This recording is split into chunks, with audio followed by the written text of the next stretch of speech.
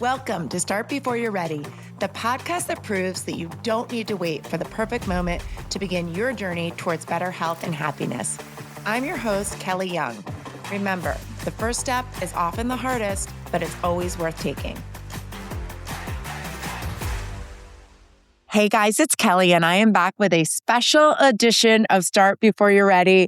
I am here with one of our amazing members, and I'm so excited to share her with you today. Her name is Lisa Glasgow. I met her, well, I think I knew her before, but I met her in 2023. She came into Energy because I was advertising for this 6-week challenge. And I remember sitting outside of the studio and her telling me her why she was coming in to do this challenge. She had this big adventure vacation coming up and she wanted to be prepared for it. And she had a lot going on at home and she felt like she needed something for herself.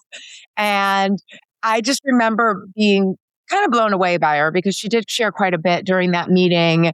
And I was very impressed. And as I thought about today, being that it's a day after Mother's Day, it's not before Mother's Day, I thought about who in our community would I like to share with you guys kind of as a really special mother. Lisa came to mind, and I am going to let her introduce herself to you. And maybe, Lisa, you can say why you think I chose you as a very special mother to be on this episode today. Thank you, Kelly. I really had no idea why you chose me. I don't know that my children would agree with your accolades. Wow. But I'm a mom of two young adult children, and one of my children has an intellectual disability from fetal alcohol spectrum disorder. So she'll be with us for a long time. So one of the reasons I came to Kelly, many reasons. I really need working out. It gets me out of the house and out of isolation. Being a caretaker, I have a few strings tied to me in my life about leaving my home. I'm also the caretaker for my 92-year-old father who's in a nursing home or skilled care nursing home. So as a caretaker, it is very easy not to put yourself first. So I needed something to get me out of the house where I could disconnect. And I've always found throughout my life, I've always been involved in some kind of physical activity. And I've always found that with that, my mental health is stronger. And if my mental health is stronger, everything else falls into place behind it. Yeah, I love that. Well, so we were connected before we were even connected on that day because, and I didn't know this. When you said her name, when we met, when you said her name, I'm like, Anzella, I know her. And back when so the Freedom Kids would come, would have work experiences. One of the, is it called OPS, Lisa? I don't want to say it wrong. It's called community-based instruction. Okay. Community-based instruction, and they would go into the community and do jobs. And I partnered with them. And back when I originally did it, I always wanted to be in the studio because I thought that I was supposed to be. So Anzella must have been one of the original classes. So she would always be there, and she loved the trampoline. She loved, and I think the rower. Yes, both. Okay. And she was like, she would always say, can I get on? I'm like, yes. I'm like, you could come jump anytime you want. And she was just, some of the kids are a little bit more fun and just more interact. And she was one of them. She was really fun and funny. And you mentioned earlier that she'll yell at you if you say her name wrong. I think she told me a few things that I might have done wrong. And I like that. She just was fun. She was just fun and easy to interact with. And I loved having her at the studio. So then we put that together that you had that Anzella had been at the studio. And then we also had a connection through Sprout.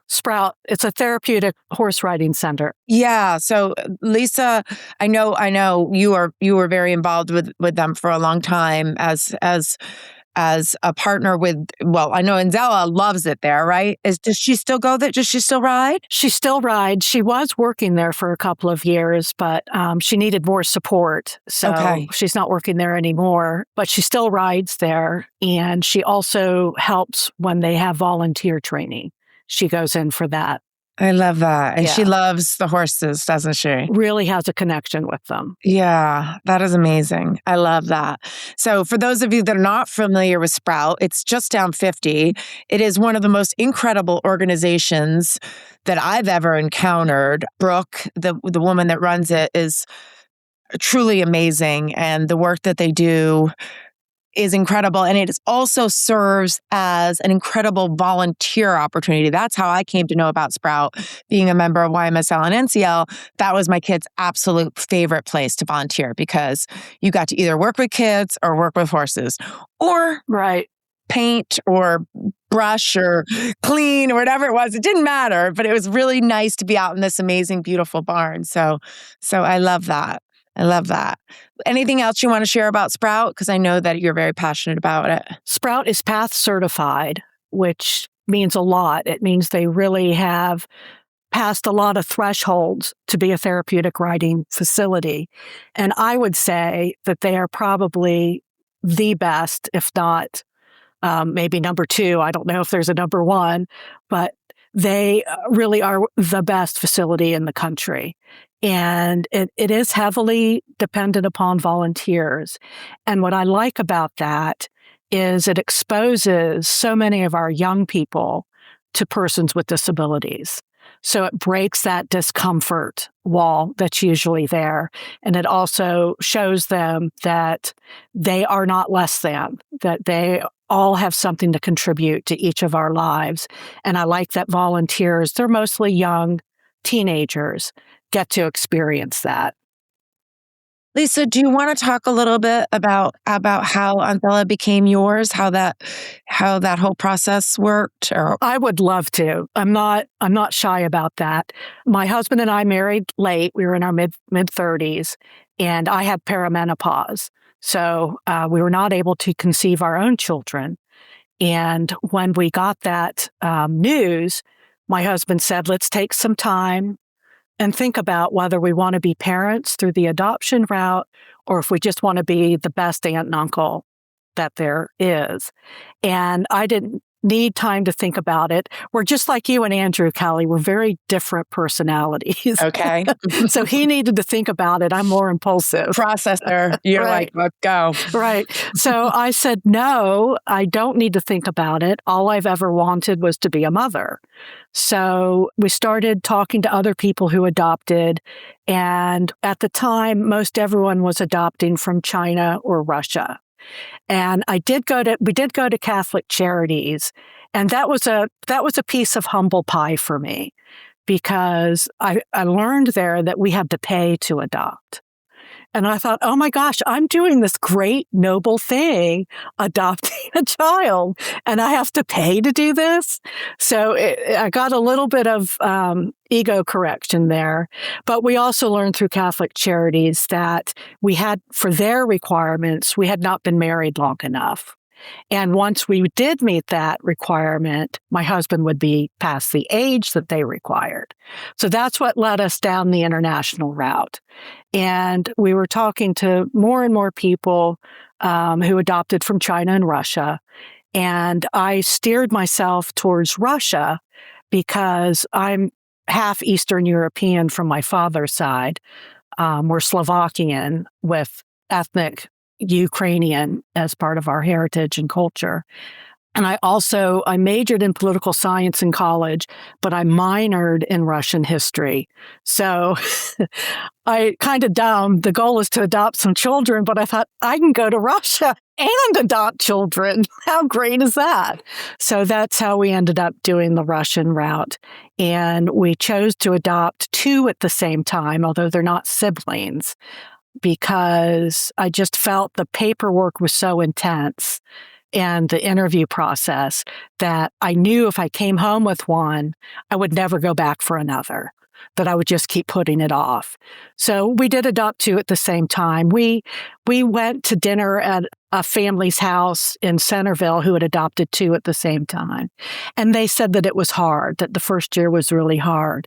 So I felt like I was prepared. The first year would be really hard. I had no idea what that meant. I didn't have kids. I had a dog. So the first year was really hard. Well, on top of that, Anzella had a disability. So that made it a little more intense because it took a long time to understand what her disability was and how to respond to it. And at the time, my husband traveled a lot for work. So not only would he be gone for a week at a time, sometimes he'd be gone for months at a time.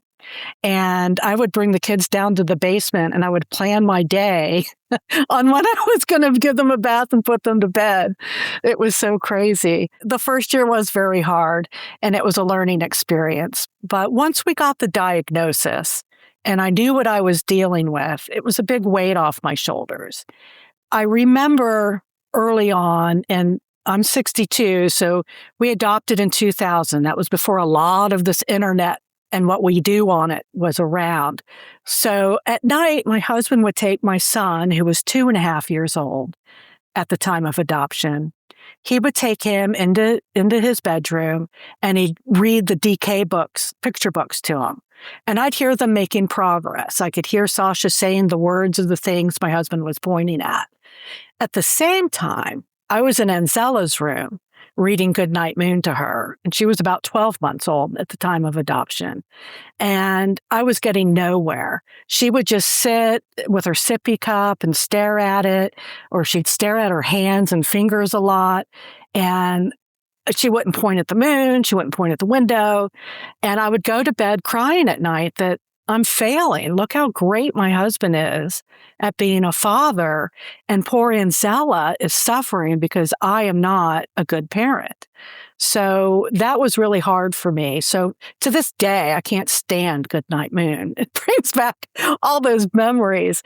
But once we got the diagnosis and I learned more about how to parent a child with fetal alcohol spectrum disorder, things got so much easier. It wasn't my fault. It wasn't my burden. It was my responsibility now. So things got a lot easier. And when you adopt children, something people say to you a lot is they are so lucky to have you. They're so lucky that you and Mark adopted them.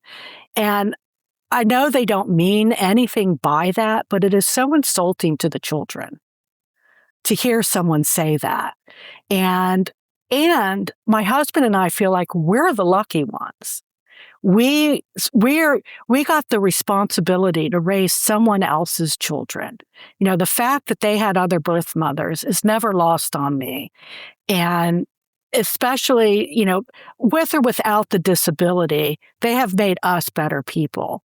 But I will tell you, I used to be a very impatient person and very short-tempered and very controlling, very regimented. And having young kids, I can't rule that out, really taught me patience and taught me that it's not about me, it's about these kids that I've got the responsibility to raise. But just Anzella's outlook on life. Life has come so hard for her. And the way she still attacks it with such enthusiasm, the way she connects with animals, and just learning how to adapt her world. We can't have loud music on. The things I love, I have to do in the car now. So, but we've had to adapt because so much of her is sensory. We've had to adapt our environment at home so that she'll be more successful. Something we understand so much to do for someone who's blind or in a wheelchair or has other physical disabilities. It's harder for people not aware of the disability community, especially people in the neurodivergent community, to understand that to them, making a quiet environment, providing routine, having an exit plan if she's just overloaded and we need to leave fast. Those are the same adaptations for her that we're providing someone in a wheelchair or someone who's blind or someone who can't hear. So definitely learned a lot through that process. And the other thing I learned was how to advocate. I always was a loudmouth, but I did not know. I was always shy about advocating and public speaking. I actually failed a class in college because I wouldn't give the presentation at the end of the semester because it mortified me. And yeah, and through learning. Because I've seen you speak very strongly as an advocate, and that's one of the things that I love about you. That's something I had to overcome. That makes me want to cry. That's something I had to overcome. I got involved in the Special Education Advisory Committee, which is an advisory committee to the school board. And I was elected chair, which required me to speak publicly and to make presentations. I had to overcome that. I was representing 10,000 students that needed me to get it right. So I overcame that. So yeah, a lot of things changed me in parenting Anzella and Sasha. So when people say they're lucky to have you, I really am, no. I'm lucky to have them. They have touched my life in such a dramatic way. That's so beautiful. I love that. And I love that you, especially where you are with caring for I know your father was home with you for 18 long months. Yeah, that's a long time, Lisa. I love him. Well, I mean, yeah, you're on both sides of it. Right. And that can be a lot. And I really appreciate, I just remember our conversation, you saying like, I need to do this for me. And that's what we want for all of our members, to recognize like, hey, if I take care of myself, I'm going to be better at everything else that I do. But it's hard. It's hard when you're in the weeds and you're feeling like there's no escape, and it has to be, it has to mean something to you. And your why at that time was being able to take this trip. Someone had gifted you this trip, and you wanted to be able to be physically able and strong enough to do it. And I want to keep taking them, Kelly. So I know. I love that. I can't leave KBC. I know. Well, you are. I haven't taught Lisa in a while. Well, she started in 2023, and she had some health issues, right? Yeah. First, and then just typical problems you have when you're overweight and have a high BMI. I had before I started KBC, my blood pressure was high, not medicated high, but high. Those things. So, well, I was speaking more of like joint issues and certain. Oh yes, yeah. I have arthritis in my knees, and so do I. in March of 2025, I had a couple meniscus issues in my right knee. Okay, so, yeah, and they cleaned those up. They cleaned them up. Are you glad you did that? I'm so glad I did it. Good. I'm so glad I did it. Good. But the recovery took longer than you thought it would. It did. And I think it's because of my weight, my age, and the arthritis. Yes. But, okay. So you had the surgery. What was the date of your surgery, Lisa? September 9th. September 9th. 2025. I was your instructor last Thursday, a week ago, and I was blown away by you. I was like, you are so strong. You crushed that class. And you will always, Lisa, let's just talk about Lisa for a minute, because we talked about your family and all of those things that are obviously incredibly important to you. But you, as a student, I have so much to say. I'm going to start with the energy that you bring into the studio, because I'm all about energy, and I really value not only good energy, but I value the idea of like changing people's energy. Like if they come in like this, right, to try to give them some positive, just to push them up and lift them up. But you come in like joyful and appreciative and happy. And it's really nice. You help everybody by doing that. And I don't know if you're putting on a show, you don't have to, but it feels very authentic. And it's the joy of escaping my home. I know, but it means a lot, Lisa. I'm a people person, but yes, thank you. You are a people person, and you can feel that when you walk in the room. You can feel that you're happy to be there, even if working out is not your favorite thing. You are happy to be there. And the other thing I want to make sure to say before I forget is you write the absolute best reviews ever. Always say, and it's not just like, oh, it was a great class or it was a great workout or the music or whatever. It is something so specific and something so, it just feels so genuine. I just really, that is another one of your gifts, just to kind of see the best in everybody and to show appreciation. I don't know. Where do you think those gifts came from, Lisa? I like to think I need to give credit to my professors in college. With a poli-sci degree, you're writing a lot. But I also have to say my brother is an excellent writer, and so is my father. So I do think some of it might be out of interest of wanting to emulate what I've seen them accomplish. So it's become something I enjoy doing. And I think writing creatively used to come very difficult for me. And I think as I've experienced more life, there's more emotion in it. And now it's become very natural. What about the gratitude piece? You're just so grateful. I feel like you're very grateful for things. Just people, you're grateful. You appreciate things that other people might not notice. I think a lot of that comes from life experience. I don't want to be presumptuous that no one else is grateful either. Maybe I'm exhibiting it differently, but I think a lot of that just comes from life experience. And also, as you get older, now that my friends here in South Riding are humored by my take on YOLO, you only live once. But I really grasped that when I turned 55. And now that I'm 60, I'm running after it because I know I'm over the hill, that the end is closer than the beginning at this point. So I really do want to make sure that I embrace life and enjoy every bit of it. That's great. Well, one other thing, and then we'll go back to talking about it. But so I came in to the studio, and I love my stories, especially when I have a small little group like that. So I told you guys a story, and oh my gosh, you're probably going to remember it better than I am. I said why I was so happy, and you're like, well, that's your thing, Kelly. You love to see people getting better. Do you remember the story, Lisa? It's very popular. You're very successful with it. Well, you're not satisfied with that. You open the studio. It's very successful. You're doing great with it. Well, now you're expanding out to Western Loudon. You do the podcast. You wrote a book. It's just constantly resetting your goals and achieving things.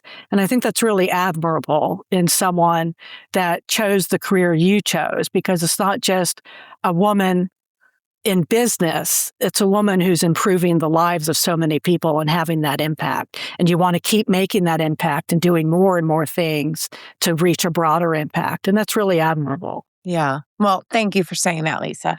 But yes, thank you very much for saying that. And that means a lot to me.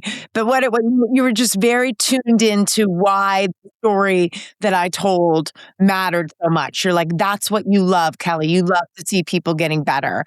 You love, and I just, when you said that, I was like, you're so right. That's why I'm so excited about this story.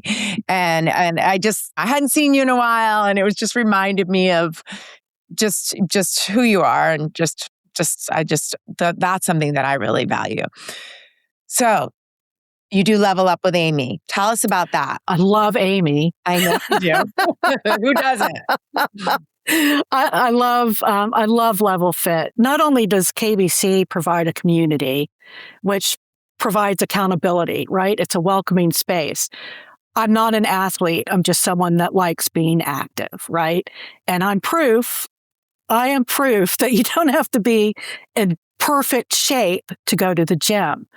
What I love about the KBC is the community, which gives you accountability, because you look forward to seeing everyone, and people ask where you were, or I haven't seen you in a while if you've missed a class or two. So Amy's Level Up is a microcosm of that, because now I'm not just working out and getting feedback, some subtle suggestions here to correct this or correct that. Now I'm completely focused on myself, because Amy's tracking our improvement, our progress, and she's right there at such a small class. She's correcting everything about how you're doing things and making sure you're doing it the right way so you get the maximum benefit. And then you become such a close-knit group of people. There's a core of us that are always there. Some people come in and out of joining. We all are in different stages of life with different demands on us. And we've got this core group that signs up every time for the next session. And I love that. We care about each other. We encourage each other. We make sure to go out every so often, either to South Riding In right after class, or we'll schedule a happy hour for both level up groups so that we've got relationships with them. But it's really made such a more focused, small community. So now I won't use last names, but, Betty texts me on a regular basis. Are you going to barre in the morning? Are you doing this on Saturday? And she's amazing. She does that for a lot of people. But she also it's genuine. It's not like she's trying to be, she's just genuine. Are you going? I want to see you there. Sarah does the same thing.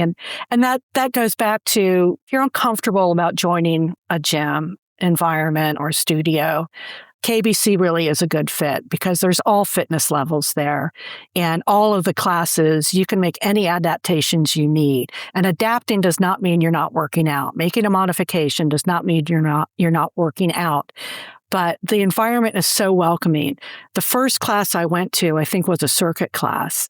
And it was early in the morning, and I was so nervous, and it was so crowded. And Sue and her husband invited me into their group. Betty was there with Sarah, and I had not seen them since the kids were in school. So I'm reconnecting with people I haven't seen in our community in a long time. But they all, from that first class, were encouraging me, inviting me, asking me when I'll come back, how did I like it. So I just love that about the KBC community. But Level Up offers that on steroids. For sure. For sure. That's definitely the great way to get connected because it's the same people in the group, and you're specifically coming together for everybody's got a goal, and it's a different atmosphere. And I encourage everyone that is able to have that opportunity, if the timing works out and it's a little bit extra to pay for, but if they can do it, I encourage that. Right. And that kept me coming back, Kelly, because I wasn't able to take the other classes, but I knew going to Level Up, I wouldn't have the pressure to perform. That Amy was she was happy that I was there, and she was more than happy to make accommodations for me. Yeah. That's so important. Even when you were injured, is that what you're saying? You had to, and through the recovery. And to get your strength. Now, you are very strong, Lisa. Maybe it's that Eastern European. Or the yogurt. I really don't know. Okay. Well, what did you do? Did you do athletics as a child? I did. I did soccer and softball and bowling. But in high school, I was on the crew team. Okay. So I rowed on the Potomac River. Well, that's certainly an incredible workout. Yeah. So it really is. It really is. I'm sure that has something to do with your strength. Yeah, it's probably memory muscle, right? Or muscle memory. Yeah. That is a sport where you use every muscle in your body, and you have to work in unison as a team, because any movement is going to cause an imbalance in the boat, which is going to slow it down. So you really learn how to work together as a team and crew. Yes. I love that. What would you say is the most important thing you've learned since starting with KBC? I would say the most important thing I've learned is I need activity for my mental health. That downtime I had was discouraging. I got depressed. The minute I could really get back to more than Level Up and doing more classes, I just felt myself feeling so much better mentally. So I think exercise, it really is mental health for me. Yeah. And it's so interesting, Lisa, because people come And your reason wasn't weight loss, but usually people come to us and I don't discourage it. No. I remember we had some conversations. We talked a lot about food.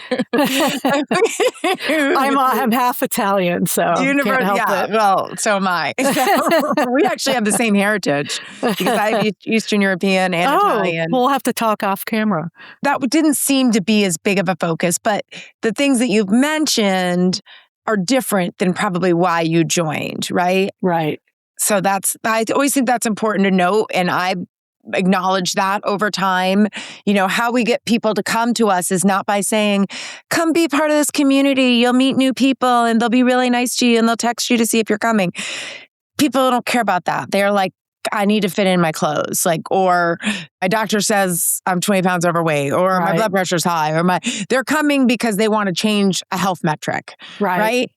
But what you're saying is really true that your mental health, when you feel better, you do better. That's one of the things that I've kind of acknowledged over time. It's going to be very hard for you to manage other parts of your life if you're in a funk, right? If you're in a funk, you don't feel like doing the other things that you need to do that are gonna help with your health. So I like that you shared that. Well, I think that's a segue to mention, Kelly. I used to be very competitive. I didn't just join crew.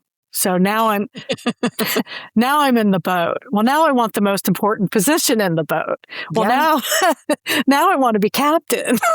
Now I want to get coach's award. I was always wanting to level up. And I think, I talked about life experiences changing things. I think now that I'm in my 60s, strength really matters to me. And my classes that I choose now, I'm always looking for the strength classes. And then I like taking beats or beat. I don't know. Beats. I always get in trouble for calling it the wrong thing. It's fun. It's with drumsticks. Well, Betty is the one Betty's the beat. So she's going to come after you. Right. The music is great. It's just a fun cardio class. And I also like beats and I like Fight Club. Because as I age, I don't just focus on strength. I need those sequenced moves to help me with my memory, to keep my cognitive, according to what I've read, to keep my cognitive strong. So those are the classes I really focus on now. And I have to give a shout out to the barre class.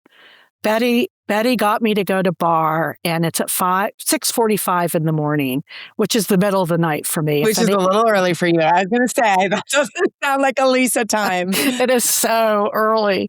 But in my recovery, that class has been so helpful in my recovery with my knee strength.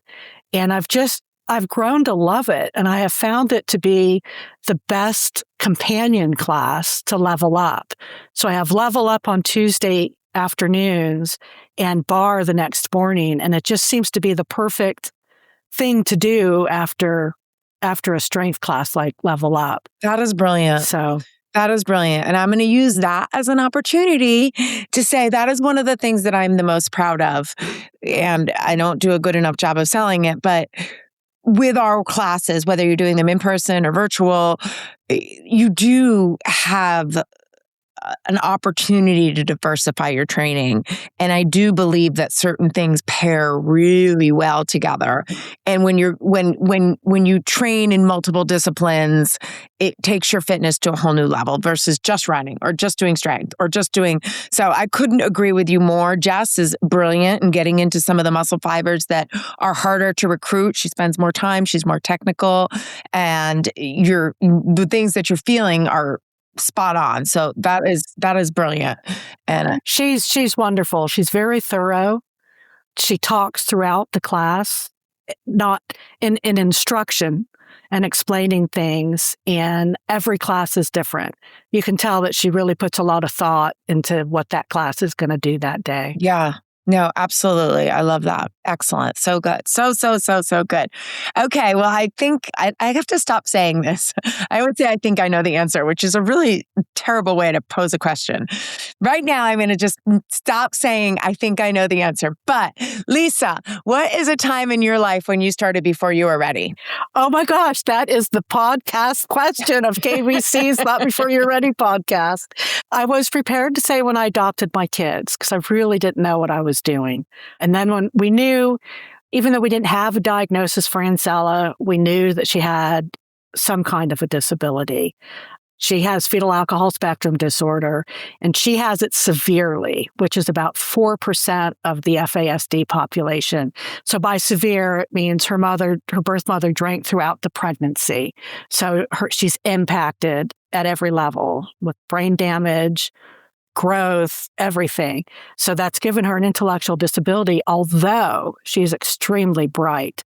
But her executive functioning is impacted so severely that her functioning IQ brings her IQ down to an intellectual disability, which for another podcast episode on the disability community, it's actually a blessing that she qualifies for ID, intellectual disability, because it opens up a lot of services for her. I did not feel prepared. The journey there was long. The actual physical journey was long. We had a lot of problems and disruptions with her flight over there, and they lost our luggage. And it was just a very arduous, emotional journey. And I remember finally getting to the courtroom where the judge would ask us if we accepted adopting these children. And I was so sick from everything emotionally we'd gone through to get there with the journey itself. And then I'll eat anything. So of course I ate the food on the train and got sick. So I was very weak from the type of illness you get when you do that. And I remember sitting in the lobby and my husband saying, we don't have to do this. It's not too late to say no. And I'm not a religious person, but I am a spiritual person. And I just felt like something got us here. I'm not ready to adopt children with special needs. Even my son, he was delayed from the past that he had in Russia. So we had to bring him up to speed. It was just a lot of, I don't know how to do this. But I just told my husband, I said, something brought us here. We're here for a reason. So whatever challenges we're facing, something is going to give us the knowledge and strength we need to do this. So that's my big start before you're ready story. That's a beautiful, beautiful story, Lisa. And I love your honesty. I love talking to people that talk the way you do, because it's just real and it's honest and it feels like we can really relate to what you're saying. I know we were talking before the podcast started and you were saying some statistics. You're like, those aren't exactly accurate anymore, or you don't know if they're accurate anymore. And I don't want to put you on the spot to say statistics, but one of the things that I do remember in our first meeting was that you educated me on things that I was completely oblivious to as far as how serious this is. Do you want to share just a little bit about that? I would love to. And please, thank you for bringing that up, because I always, every doctor appointment, anything, I always do a little quick TED Talk on FASD. So fetal alcohol spectrum disorder has been around since Jesus was an altar boy. I mean, it's been around as long as there's been alcohol. It has existed. It wasn't officially given a term until the 70s, and it exists in the U.S. 1 in 20 births are on the fetal alcohol spectrum disorder. It's underdiagnosed and misdiagnosed. A lot of times it will exhibit as ADHD, learning challenges, behavior challenges, mental health. The more diagnoses you have, the more you need to look at is this fetal alcohol spectrum disorder. Now, my daughter is in a small percentage where she has, of the disorder, the spectrum, she has fetal alcohol syndrome. So that means that she has the physical characteristics and the severe brain damage from her mother having had alcohol while she was pregnant. So we have a whole other population where it's not as impactful on their daily lives as it is on Anzella, but enough so that we have a lot of people as adults, because they're not diagnosed as FASD, they're seen as problem behaviors or they have addictions. Anzella's an alcoholic and she's never had a drink of alcohol. So a lot of people end up homeless. They end up incarcerated. So if we could get people to recognize the harms of alcohol on pregnancy, I think we could help society quite a bit. There is no known safe amount of alcohol during pregnancy, and each pregnancy is impacted differently. They've had twins where one has it and the other has no impact from it. So it's also the leading known cause of intellectual disabilities. So there's so much of it, and it's such a hush-hush disability. You tell a pregnant woman not to eat tuna or deli meat, she's off it, right? She's not going to Subway for 9 months. You tell them to not drink alcohol, and we still have some OBGYN saying 1 drink a week is fine. It's not. There is no known safe amount. Okay. So thank you for that. Yeah. Well, I remember you told me that, and I remember being the one that would be like, order a glass of wine towards the end of my pregnancy and just sip it, and just not regularly, but I was like, I would not have done that had I talked to you first. It wasn't worth it. It wasn't even about it was just, I don't know. It was just kind of, that's what we were told. It was okay. It's exactly what we were told. It was okay. It's okay. I'm like, Corey, it's okay. But like, I don't really want, it's the last thing you want. You're just, but it's, yes, I'm glad you shared that. I'm glad you shared that. And information is power. And the more we know, the better we do. So it's very, very helpful. And I'll just kind of go back to first, I want to recognize you as a star KBC student. Oh, thank you. I'm going to give you the award of our best reviewer. And I don't think anyone, because every time I go through, we use those reviews very seriously. I look at every single one of them every month and, talk to the team about them. And it's an opportunity for me basically just to recognize what you guys are seeing. Sometimes we get ones that there's work to be done, but a lot of times it's just nice things, which is nice. It's just kind of a joke among us all. Like, Lisa writes the best review. If I ever need a recommendation for something, Lisa, I am calling you. I don't know why I didn't think of that before. I'd be happy to. I really would. Well, you're using all of your skills and your gifts, and one of the ththings that I appreciate, I love this podcast in general, but one of the things that I appreciated most was hearing you say you didn't want to speak out loud. And then when you had something that you really wanted to speak about, I know I would say, like, if I had to use 5 words to describe you, the first word I'd say is advocate. And meaning like you use your voice and you use the powers that you have, that you've been gifted to help other people and to educate other people. So that really is significant to me. Anything else that you want to say to our Start Before You're Ready community, Lisa? Sign up. Come to KBC. And if you are currently a member, try other classes. Get out of your comfort zone. Kelly's got a great group of instructors. Amazing. I've not had one that I didn't enjoy the class with. So I definitely have favorites. Right. And I definitely have favorites, but it changes just like your favorite song changes all the time. My favorite classes change all the time. But don't hesitate. Just come, sign up for the smaller classes. I've gotten the most benefit out of those. I really have. I love that. Lisa. Thank you so much for being on, and also for sharing with me that you felt like I didn't prepare you. And I've gotten that feedback before. So, but I think it's more fun to just have a conversation. Definitely. It definitely is. See, in the end, everyone's like, oh no, I really liked that, Kelly. But in the beginning, like if I'm not type A, I'm like, let's go, let's wing it. Let's figure it out. But anyway, this was awesome, Lisa. Thank you so much. Thank you, Kelly. Thank you for the opportunity. Thank you for tuning in to another episode of Start Before You're Ready. If you enjoyed this episode, please subscribe, leave a review, and share with a friend who might need a little motivation. Ready to start your own journey? Check out our workouts and nutrition coaching programs at kellysbootcamp.net. You can choose from in-person sessions or virtual programs. Set up a complimentary coaching session to get started. Follow along with me and the show on social media at Kellys_Bootcamp. Until next time, this is Kelly Young reminding you that the best time to start is always now.